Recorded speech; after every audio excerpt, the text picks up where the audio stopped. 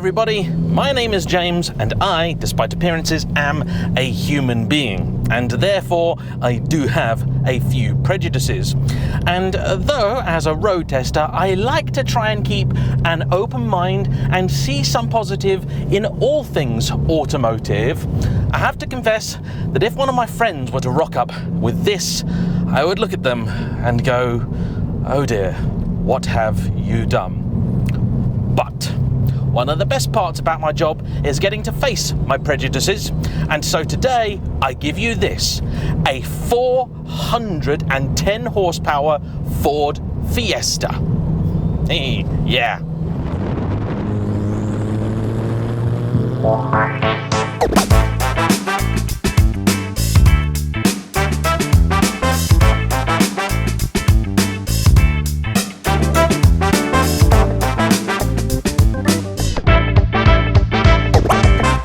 Now, if you know me, you will know this is not my usual kind of thing.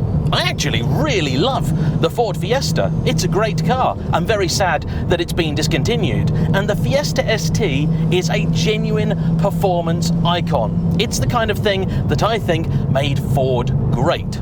And around 8 years ago, if you were a young man and wanted accessible performance, you could do no better than the Fiesta ST. An absolutely fantastic combination of practical and exciting. You've got a decent, nice looking body paired with a punchy 1.6 litre turbocharged 4-cylinder engine, which in standard guise could make up to nearly 200 horsepower with overboost, by default 182, and some 213 pounds-feet of torque. And you know what? That was just about the right amount of power for that kind of car. And of course, it was the sort of car that was always going to be ripe for modification, and Ford themselves even had a few officially sanctioned upgrades for it, from the likes of Mountune. But I have to date not driven a Fiesta anywhere near as wild as this, because if you were to ask me, I'd tell you straight up, it's a ruddy, stupid idea. Now, what exactly has been done to this one? Well, it's a very, very, very long list. So long, in fact, that I have not a snowball's chance in hell of remembering it. Think I'm being overly dramatic? This is the mod list.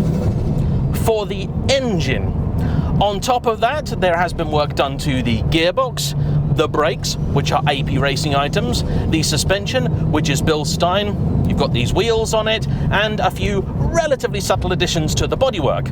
If you can call a side exit exhaust subtle, I cannot. I'm also presently baking because this car's lovely owner, James, said that I should try and keep the aircon off so I can get the most power out of it.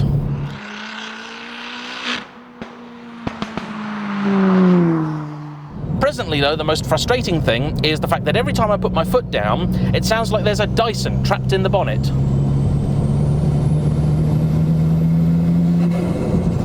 That's the screamer pipe. This is a stupid car, and it's owned by a grown man who, believe it or not, also has a Lotus. Yeah, this is the same man who brought me his absolutely immaculate Series 1 Lotus Elise Sport 160. And when he told me he had something else he'd like to see on the channel, I really didn't expect him to say it was a 400 horsepower Fiesta. And I certainly didn't expect him to tell me it was his daily driver. Now, I've just gone past my patent-pending 3-point turn hill start torture test, and there's a very good reason for that. That's because the clutch in this is one of the nastiest, bitiest, grabbiest little things that I've ever encountered, and as I would like to return the car with some of it left, you hear that little burp?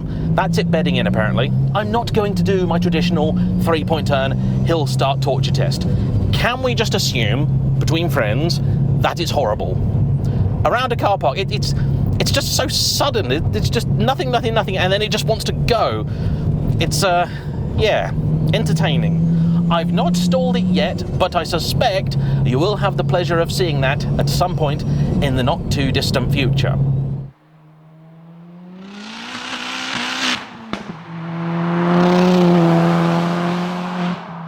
Now, as you might imagine, to do this has taken some considerable time, effort, and money. On the money front, I don't know, because I didn't ask. In terms of time though, to build it was, I think, about a year. He did some of the work in advance, and then the engine was another separate and very, very large chunk. And it's involved all sorts, and I really mean all sorts. More or less everything internal has now been changed. Still at 1.6 though, and making 410 horsepower. When he got this car, it was already non-standard. It was running an RT330 kit, which by comparison is very, very tame. All of the internals were unchanged. The turbo was different, but that was about it. However, now it's nothing short of wild, although, perhaps unsurprisingly, at lower RPM, doesn't really want to do all that much. In fact, I'm told this is something of a problem, because in first and second it struggles to put the power down, but then in third it's geared so long you will be going very, very quickly. This is going to be interesting. I have the car's traction control set in sport mode, because that apparently gives you a fighting chance of both enjoying it and also living. I'm not going to use the optional meth injection button down here. Oh God. All right, you want to see me do a bit of a maneuver with this lovely, lovely clutch? Here we go. Oh, it's like being a safe cracker, honestly. Oh, yeah. Oh no, there's another Fiesta coming. Oh God. I must look like an OAP driving this thing. Maybe an OAP that's done too much LSD. Are you on the hunt for your next molten orange antisocial chariot? Then don't forget to use CarVertical, the super-powered super search that cross-references a number of databases from around the world to find out exactly how many times Baz has stuffed it into a hedge. And even better, for 20% off the service, don't forget to use my discount code JAYEMM. Can we pull away from a junction like a normal human being? Oh, just about. Not really though. Crikey, oh blimey. Yeah. In the boot there is a meth tank. On the previous setup it apparently did something, but now it's entirely redundant, because James's aim for this car was to build a 400 horsepower Fiesta, and once they'd done all their work, mapped it and everything else, it made 413 horsepower, 343 pounds-feet of torque. That's the same as a Ferrari F430, well, torque-wise anyway, and it didn't need the meth, so it's not plumbed in. Right, shall we see what happens when we put our foot down? 3,000 RPM, nothing much. Then 4. Then 5, it starts to pull. Oh yes, there's some pops and bangs. Oh, I forgot it has a pops and bangs map, and I don't know how to turn it. Oh, that's so embarrassing. Oh no, stop. Please, silence, no. Oh, I meant to ask him to turn that off. Oh, God almighty, that's horrid.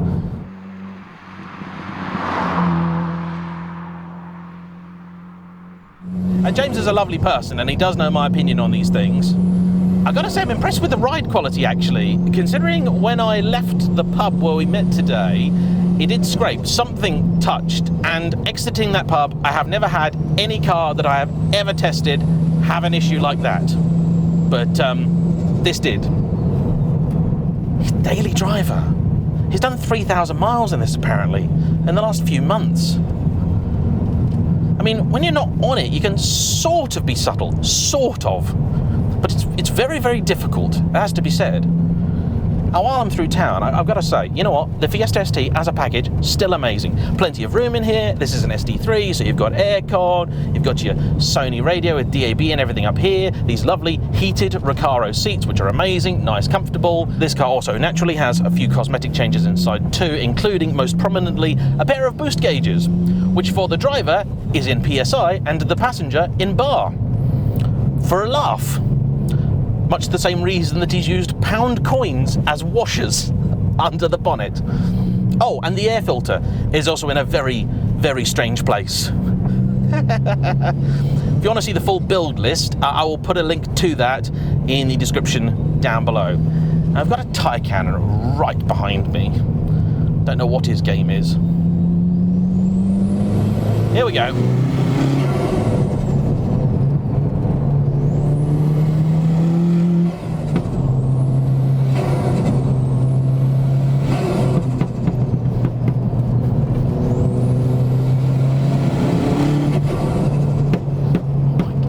Noises. There's just lots and lots and lots of noises. Come on, Taycan, we're not going anywhere near fast enough for you to use all of the road. Right, turn in. Oh yeah, it's nice. I mean, it's not really struggling, but it's also not feeling as fast as it probably should to me. It's actually mapped in a more linear way than I might expect. And you know what, if I'm being entirely honest, if it didn't make those stupid noises, I'd actually be very impressed with this. No! Nobody's impressed! Nobody's impressed! Pipe down!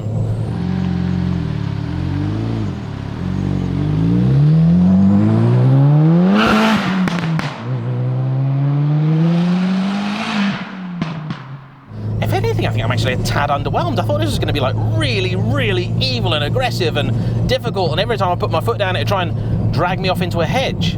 I drove a Honda Civic FK2, the first turbocharged one, and that had less power than this, 370 horses, and that was genuinely wild. So I am impressed. It's the exhaust, if you turn the pop and bangs off, it's probably actually not too horrendous, but that I do not like. No. Naughty Fiesta. And the problem is as well, because it's then obviously really laggy and doesn't have massive power until you're really on it, and then it's making obnoxious noises, it's not that easy to say get past somebody or something like that. I quite like this gear knob. It's very yellow. What a useless automotive journalist I'm being today. So sorry, everybody. Okie dokie. Reversing is actually not so difficult. It's this going forward business I can't really do. The flywheel in it apparently is very, very lightweight. Right, okay, let's put my foot down. The smart car's about to try and do. There's the traction issues. Yes. Second gear, you get to about 5,000 RPM and the wheels just go. What's this car done to me? Who have I become? So basically, the order with this car is nothing, too much, slow down, change gear, and then back to nothing again. Pop, bang, rinse, repeat.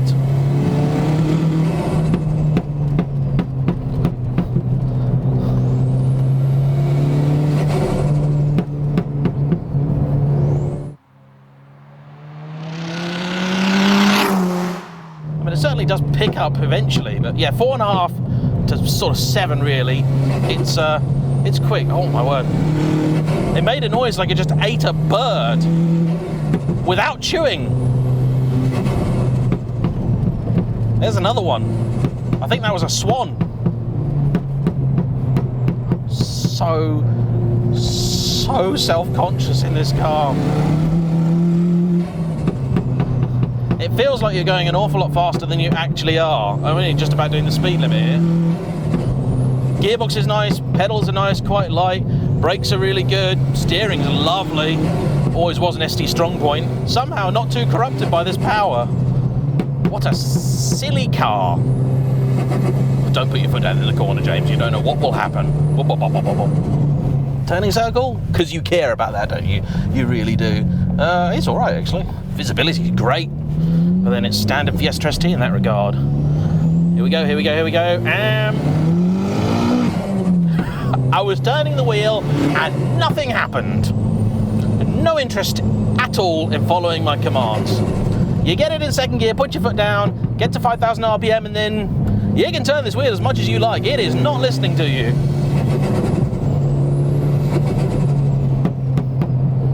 Tell you what,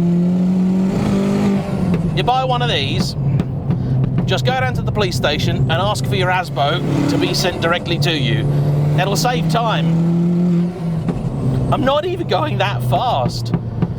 400 horsepower? I mean, yeah, probably. I mean, it's been dynoed, right? I do believe it, but it's just all stuffed up at the top of the rev range. It overwhelms the wheels, and then it's just not very usable. I'd rather a nicer spread of power introduced a little earlier, perhaps. I mean, I will give it credit. It is the sort of car where if it started chucking it down now, I wouldn't be terrified at all. I've driven a few modded turbo cars where I really, really would. We talked earlier about prejudices. Mine was that a car like this is just foolish. I was right. I'm kind of glad that it exists. I'm happy that this is in the world, I think. I'm equally happy nobody in my village has one, though.